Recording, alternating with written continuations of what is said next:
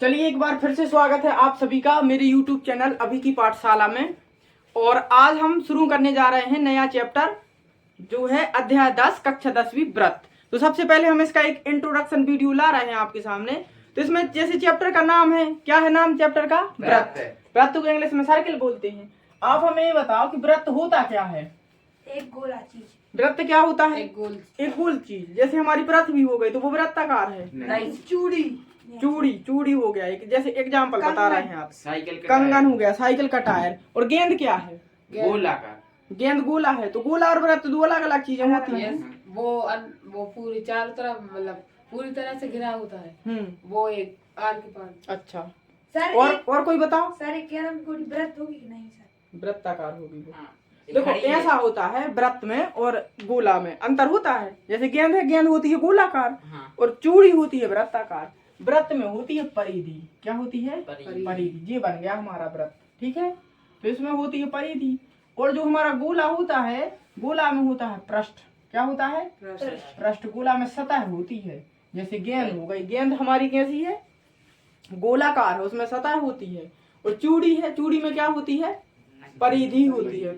चूड़ी में सतह होती है नहीं? परिधि क्या है? परिधि है जो हम व्रत की जो बाउंड्री होती है उसको ही परिधि बोलते हैं। पैरामीटर परिमाप होता है, उसको ही परिधि बोलते हैं। जैसे अब दूसरी बात आती है व्रत की परिभाषा। देखो व्रत की परिभाषा आपको कहीं लिखनी तो है नहीं, लेकिन कहीं अगर कोई पूछ ले तो बताना तो पड़ेगा। तो व्रत की परिभाषा क्या होती है? व्रत एक्चुअली में डायरेक्ट नहीं खींचा जाता है। व्रत क्या होता है? ऐसे ऐसे बहुत सारे छोटे छोटे बिंदु होते हैं, बिंदुओं से मिलकर बनता है व्रत। दिख रहा है सभी को? ठीक है। ऐसे बहुत सारे छोटे छोटे बिंदु हम क्या करते जाएंगे, रखते जाएंगे तो क्या बन जाएगा? हमारा व्रत बन जाएगा। देखो हम रख के भी बता रहे हैं। ऐसे हमने बहुत सारे बिंदु रख दिए तो ये क्या बनेगा? धीरे धीरे ये बनेगा एक व्रत। अगर इन बिंदुओं को हम रखते जाएंगे, बनता जा रहा कि नहीं बन रहा? ठीक है। फिर धीरे धीरे हमें ऐसा लगेगा कि ये क्या बन गई, एक रेखा बन गई और व्रत बन गया। लेकिन इन बिंदुओं की एक खास बात होती है। वो खास बात होती है कि इसमें एक निश्चित बिंदु होता है जिससे समान दूरी पर होते हैं। तो हम व्रत की परिभाषा कैसे बनाएंगे? व्रत अनेक बिंदुओं का बिंदु पथ है। जी बहुत सारे बिंदु, अनेक बिंदुओं से मिलकर जी बहुत सारे बिंदु, हमने बिंदुओं को मिला दिया तो ये बन गया उनका पथ। ठीक है, तो इसको बोलेंगे बिंदु पथ। तो व्रत अनेक बिंदुओं का बिंदु पथ है जो एक निश्चित बिंदु, जिसको हम क्या बोलते हैं? केंद्र। जो एक निश्चित बिंदु से समान दूरी पर होता है। कहीं से दूरी नाप लेंगे हम इनकी तो कैसी आएगी? दूरी समान आ जाएगी। ठीक है। तो परिभाषा क्या हुई व्रत की? व्रत अनेक बिंदुओं का क्या है? मिलकर बना बिंदु पथ है। क्या है? बिंदु पर जो एक निश्चित बिंदु से मिलकर समान दूरी पर होता है। कैसा होता है? समान दूरी पर। अब देखना इसी समान दूरी को क्या बोलेंगे? त्रिज्या। इसको दर्शाएंगे हम कहाँ से? आर से। तो ये हो गई हमारी त्रिज्या। ठीक है। त्रिज्या का जो 2 गुना होता है यहाँ से लेके यहाँ तक, इसको क्या बोलते हैं? व्यास। क्या बोलेंगे? व्यास। और जब हम व्रत को नापेंगे कि इसकी बाउंड्री कितनी है तो इस सबको क्या बोलेंगे हम? परिधि। क्या बोलेंगे? परिधि। यहाँ से नापेंगे और यहाँ तक टोटल जो भी आ गया हमारा वो आ गया परिधि। तो 3 चीजें समझ में आई व्रत की परिभाषा। व्रत अनेक बिंदुओं का बिंदु पथ है जो एक निश्चित बिंदुओं से समान दूरी पर होता है। और उस निश्चित बिंदु को क्या बोलते हैं? केंद्र। उस निश्चित बिंदु से, केंद्र से परिधि तक की दूरी को क्या बोलते हैं? त्रिज्या। और त्रिज्या का 2 गुना क्या होता है? व्यास होता है। अब समझना एक बात, त्रिज्या और व्यास तो हो गई। इसके बाद यदि हमें ऐसी रेखा खींचे जो परिधि के 2 बिंदुओं को मिलाए, इसको यहाँ से मिला दिया, ये वाली रेखा, तो इसको क्या बोलेंगे? जीवा। ये कहलाती है हमारी जीवा। क्या कहलाती है? जीवा। तो परिधि के 2 बिंदुओं के बीच की न्यूनतम दूरी को या 2 बिंदुओं को मिलाने वाली रेखा क्या कहलाती है? जीवा कहलाती है। जीवा की परिभाषा कैसे लिखेंगे? व्रत की परिधि के 2 बिंदुओं को मिलाने वाली रेखा क्या कहलाती है? जीवा। अब दूसरा हमारा इसमें जो कॉन्सेप्ट चल रहा है वो चल रहा है रेखाओं पर आधारित। एक बात पूछे? हाँ। जैसे कि अगर केंद्र से होकर जाए जीवा, केंद्र से होकर जाएगी वो व्यास बन जाएगी, व्रत की सबसे बड़ी जीवा हो जाएगी। उस पर भी आ रहे हैं हम धीरे धीरे। अब इसमें से हम बुक के हिसाब से चलते हैं। ठीक है। सबसे पहले बुक में हमें इसमें कॉन्सेप्ट दिया है रेखाओं पर आधारित। आप देखना इसमें जैसे हमारा जी व्रत बना है, इसमें हम रेखा खींचेंगे यदि तो वो रेखा 3 टाइप से जाएगी। कितने टाइप से जाएगी? 3 टाइप से। जैसे रेखा इस टाइप से गई और व्रत को पार करती हुई निकल गई तो इसको कौन सी रेखा बोलेंगे? इसको बोलेंगे हम या तो प्रतिच्छेदी रेखा, दो बिंदुओं पर प्रतिच्छेद कर दिया, या बोलेंगे हम इसको कौन सी रेखा, छेदक रेखा। कौन सी रेखा, छेदक रेखा, या बोलेंगे प्रतिच्छेदी रेखा। तो एक तरीका तो ये हो गया। दूसरा तरीका है यदि हम रेखा खींचे तो वो रेखा इसको क्या करे, छूती हुई निकल जाए यहाँ से ऐसी, ठीक है। ये हमने रेखा खींची, इसको छूती हुई निकल गई, और जैसे ये छूती हुई निकलेगी तो इसको क्या बोलेंगे, छूना को क्या बोलते हैं, स्पर्श बोलते हैं। तो ये कौन सी रेखा हो जाएगी हमारी, ये हो जाएगी स्पर्श रेखा। कौन सी रेखा, स्पर्श रेखा। ये हो गई स्पर्श रेखा। दो टाइप से हो गई। अगर सोचिए हमें ऐसी रेखा खींच दे कि जो कहीं से भी उसको छू नहीं रही है, ना स्पर्श कर रही है ना उसको प्रतिच्छेद कर रही है, तो ये कौन सी रेखा हो जाएगी, कौन सी रेखा हो जाएगी बताओ। इसको तो कुछ भी बोल देंगे, अप्रतिच्छेदी रेखा बोलेंगे इसको, ठीक है। क्योंकि ये प्रतिच्छेद भी नहीं कर रही है, स्पर्श भी नहीं कर रही है, तो इसको क्या बोलेंगे, अप्रतिच्छेदी रेखा। तो रेखाएं वृत्त में कितने प्रकार से होगी, 3 प्रकार से, छेदक रेखा, स्पर्श रेखा और अप्रतिच्छेदी रेखा। तो ठीक है, सभी को समझ में आया। रेखाएं 3 प्रकार से होती हैं। अब हमें पढ़ना है किसके बारे में, स्पर्श रेखा के बारे में, ठीक है। तो स्पर्श रेखा कितने प्रकार से हो सकती है एक वृत्त में। आप सबसे पहले ये बताइए कि एक वृत्त में हम कितनी स्पर्श रेखाएं खींच सकते हैं, अनेकों। जैसे हमने एक ये तो हमारी है, एक हम यहाँ से खींच देंगे, एक जी हो। अब देखेंगे स्पर्श रेखा, तो जी हम खींच ही रहे हैं इसमें, तो कितनी सारी स्पर्श रेखाएं खींच सकते हैं एक वृत्त पर, अनंत खींच सकते हैं। तो पॉइंट आता है कि एक वृत्त में कितनी स्पर्श रेखाएं खींची जा सकती हैं, अनंत। कितनी खींची जा सकती हैं, अनंत। दूसरा इसमें जो हमारा बिंदु रहता है वो पूछा जाएगा आपसे प्रश्न में कि वृत्त की एक बिंदु पर, जैसे हमने ये बना दिया क्या वृत्त, ठीक, ये बन गया वृत्त हमारा। इसका एक बिंदु ले लिया ये वाला, इस बिंदु पर कितनी स्पर्श रेखाएं खींच सकते हैं, बताओ कितनी, एक हमने खींच दी। अब दूसरी नहीं खींच सकते क्या, खींच सकते हैं भाई, कैसे खींचेंगे, अगर इस पे हम दूसरी खींचेंगे तो वो अंदर चली जाएगी, और अगर स्पर्श रेखा खींचेंगे तो वो इस बिंदु पर नहीं होगी, वो कहाँ आ जाएगी, दूसरे बिंदु पर। देखने में भली लगे कि उसी बिंदु पर है, लेकिन एक बिंदु पर केवल एक स्पर्श रेखा खींच सकते हैं। कितनी खींच सकते हैं, एक, ठीक है। तो ये पॉइंट हो गया आपका कि एक वृत्त पर कितनी खींच सकते हैं, अनंत। वृत्त पर अनंत, और वृत्त की एक बिंदु पर कितनी स्पर्श रेखाएं, एक खींच सकते हैं, ठीक है। तो जी हमारे 2 पॉइंट हो गए।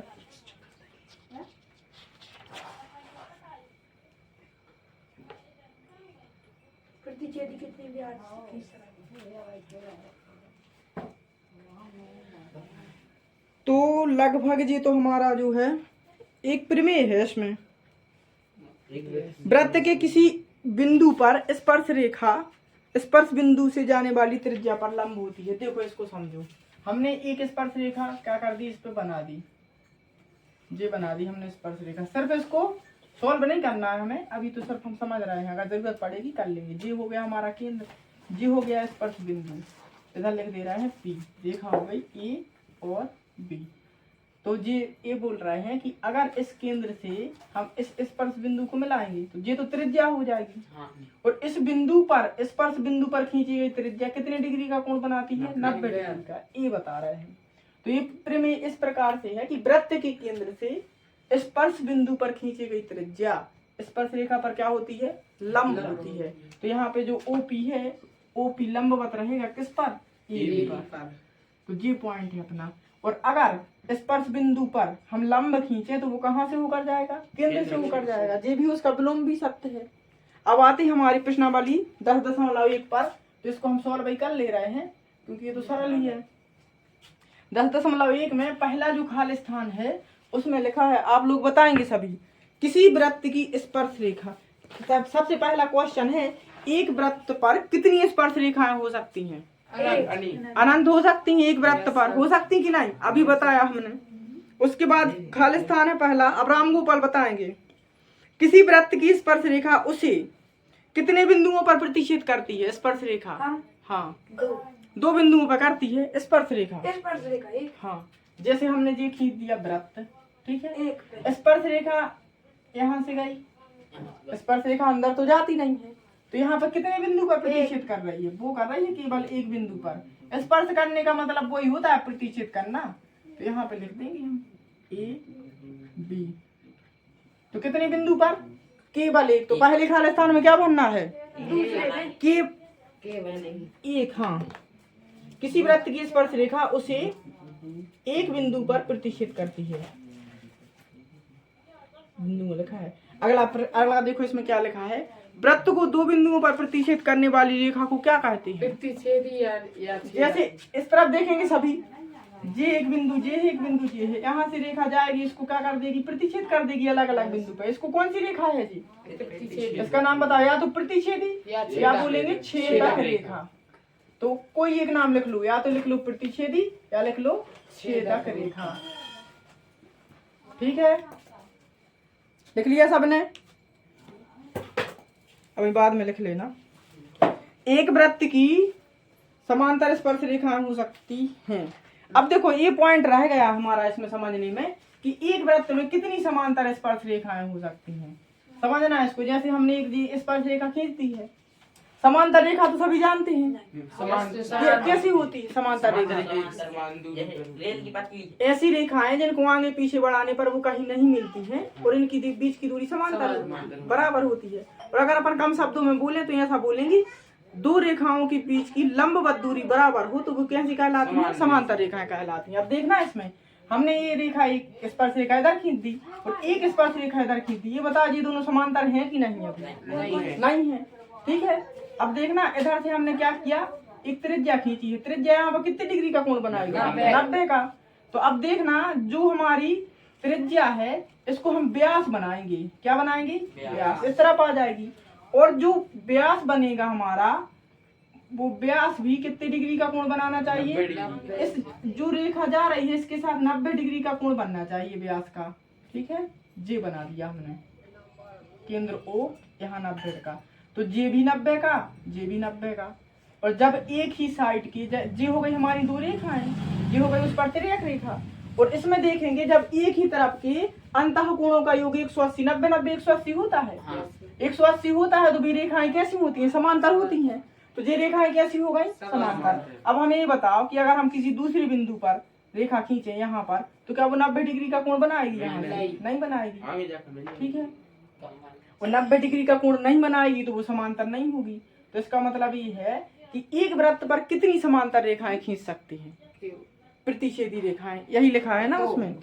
एक वृत्त की खालिस्तान समांतर स्पर्श रेखाएं हो सकती हैं। कितनी हो सकती हैं? दो हो सकती हैं। अब जैसे अगर हम इधर से खींच भी दें तो ये समांतर तो जरूर है इसकी, लेकिन क्या ये वो है स्पर्श रेखा है? नहीं है। ये कौन सी रेखा है? प्रतिच्छेदक। तो स्पर्श रेखाएं कितनी हो सकती हैं? दो हो सकती हैं। दो से ज्यादा नहीं हो सकती स्पर्श रेखाएं। ठीक है, अगर जैसे हम यहाँ पे खींच दें एक स्पर्श रेखा तो एक होगी बिल्कुल इसके जस्ट सामने, और इसके अलावा दो से ज्यादा नहीं हो सकती। ठीक है, तो समांतर कितनी हो सकती है? केवल दो।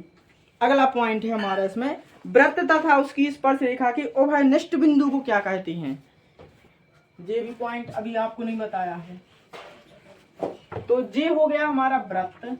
ठीक है, इस पर हमने खींच दी स्पर्श रेखा, और जो उभयनिष्ठ बिंदु है जो रेखा पर भी है और वृत्त पर भी है, तो इस बिंदु को क्या बोलेंगे? स्पर्श रेखा का बिंदु है तो इसको बोलेंगे स्पर्श बिंदु। रेखा नहीं बोलेंगे, बिंदु पूछ रहे हैं हम। जो बिंदु लिखा है P, इसको क्या बोलेंगे? स्पर्श बिंदु। क्योंकि वो स्पर्श रेखा के द्वारा बनाया गया है तो उसको क्या बोलेंगे हम? स्पर्श बिंदु। ठीक, तो इसमें आप लोग भर लेना स्पर्श बिंदु बोलेंगे उसको।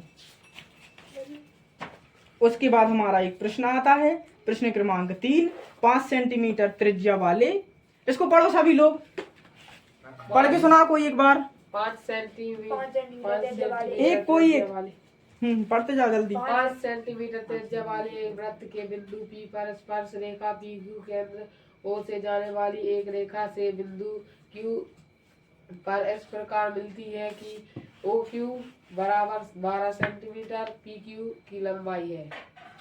तो अब इसमें देखना क्वेश्चन तीसरा है हमारा, 5 सेंटीमीटर त्रिज्या वाले एक वृत्त के बिंदु P पर स्पर्श रेखा। हम सबसे पहले एक वृत्त बना ले रहे हैं। ये हमारा वृत्त है तो इसकी त्रिज्या कितनी है? 5 सेंटीमीटर। ठीक, ये हमारा वृत्त O और इस पर एक स्पर्श बिंदु है। कौन सा बिंदु है? P। हम कहीं पर भी एक स्पर्श बिंदु बना ले रहे हैं, इधर बना दे रहे हैं स्पर्श बिंदु P। इस पे क्या करना है हमें? स्पर्श रेखा PQ केंद्र O से जाने वाली एक रेखा से बिंदु Q पर इस प्रकार मिलती है। त्रिज्या वाले वृत्त के बिंदु P पर स्पर्श रेखा PQ। चलो हम यहाँ से एक स्पर्श रेखा बना रहे हैं P से लेके कहाँ तक के लिए? Q के लिए। ये बना ली।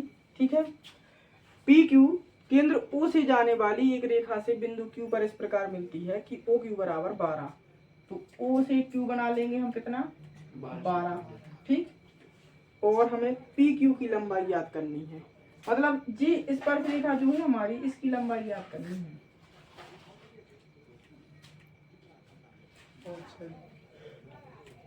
ठीक, इसको क्या करेंगे हम? इसको यहाँ से मिला देंगे। कितना हो गया जी? सबसे पहले हमें त्रिज्या ही तो दी थी कितनी? 5 सेंटीमीटर। कितनी? 5 सेंटीमीटर। 5 सेंटीमीटर। अब इसमें हमें PQ की लंबाई याद करनी है तो हम हल करेंगे। हम लिखेंगे माना क्यों लिखना है? हम सीधा सीधा लिखेंगे। यहाँ पर त्रिज्या कितनी है? त्रिज्या OP बराबर कितनी है? 5 सेंटीमीटर। ठीक है, तथा OQ बराबर कितना दिया है? 12 सेंटीमीटर। और हमें PQ याद करना है। हम लिखेंगे PQ बराबर याद करना है। अब यहाँ पे एक प्रमेय लगेगी हमारी, जो हमने अभी पढ़ी थी कि वृत्त के कोई बताएगा बोलकर प्रमेय? वृत्त के केंद्र से स्पर्श रेखा पर खींची गई त्रिज्या स्पर्श रेखा पर कैसी होती है? लंब होती है। तो यहाँ पर कितने डिग्री का कोण बनेगा? 90। और 90 डिग्री का कोण बनेगा तो जी बन जाएगा समकोण त्रिभुज। तो हम लिखेंगे केंद्र से, ऐसा लिख देंगे सीधा सीधा कम शब्दों में, त्रिज्या स्पर्श रेखा पर कैसी होती है? लंब होती है। कम शब्दों में लिखना है, लंब होती है। अब लिखेंगे तब समकोण त्रिभुज। अब समकोण त्रिभुज बन जाएगा। समकोण त्रिभुज कौन सा? OPQ में। OPQ में कौन सी प्रमेय से? समकोण त्रिभुज में लगती है पाइथागोरस प्रमेय। बताएगा कोई पाइथागोरस प्रमेय कौन सी होती है? बताओ। कर्ण का वर्ग बराबर लंब का वर्ग, कर्ण का वर्ग बराबर लंब का वर्ग, लंब का वर्ग धन आधार का वर्ग। तो कर्ण क्या है इसमें? बताओ जल्दी से। कर्ण इसमें 12 12 सेंटीमीटर। OQ लंब है OP आधार PQ। OQ का मान कितना है? सब वर्ग लगा 12 का वर्ग। और OP का मान कितना है? 5 का वर्ग। और PQ का मान तो जितना हमें ज्ञात ही करना है। 12 का वर्ग कितना होता है? 144। 144। 5 का वर्ग 25। PQ का स्क्वायर। तो जी इसको इस तरफ ले आएंगे। 144 144 में से हम 25 घटा देंगे, कितना आ जाएगा? PQ का वर्ग। और इसको घटाओ इसमें से जल्दी से। 119 बराबर में PQ का वर्ग। और फिर क्या करना है हमें? वर्ग हटेगा तो वर्गमूल लग जाएगा, आंसर आ जाएगा PQ बराबर करनी में 119। और जी तो हमें उत्तर चाहिए था, विकल्प में दिया है देखो। करनी में 119 सेंटीमीटर।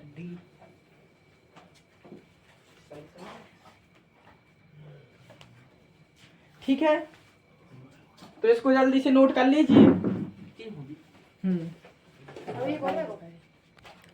इसके बाद जो 10.1 में प्रश्न है उसमें रचना करनी है। और ये रचना वाले प्रश्न आपको बोर्ड एग्जाम में नहीं आते हैं तो आप इसको स्किप कर सकते हैं। नहीं तो इसके लिए फिर एक अलग से वीडियो बना देंगे। ये जो वीडियो चल रही है हमारी ये लंबी हो जाएगी उसमें। तो देखने के लिए सबका थैंक यू। और जो भी कमियां हो वीडियो में कमेंट में जरूर बताइएगा। और चैनल को सब्सक्राइब कीजिए, शेयर कीजिए और लाइक करना ना भूलिएगा। और 14 गई है।